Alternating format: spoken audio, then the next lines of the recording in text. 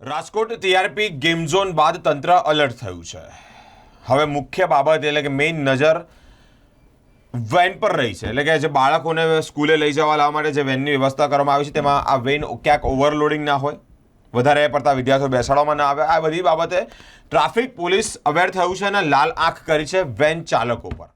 School van ચાલકો સામે police અને આરટીઓની તવાઈ બોલાવવામાં આવી છે। વાનમાં ક્ષમતા કરતાં વધુ બાળકો બેસાડનાર વાન ચાલકોને દંડવામાં આવ્યા છે। બાયલી સ્થિત બ્રાઇટ ડે સ્કૂલ બહાર પોલીસ અને આરટીઓની કડક કાર્યવાહી હાથ ધરવામાં આવી છે। મોટી માત્રામાં સ્કૂલ વાન ડિટેન કરવામાં આવી રહી છે। સ્કૂલ બહાર વહેલી સવારથી જ ટ્રાફિક પોલીસના ધામા જોવા મળ્યા છે। સેંકડો સ્કૂલ વાન ચાલકોને આરટીઓનો મેમો પણ ફટકારવામાં આવ્યો છે।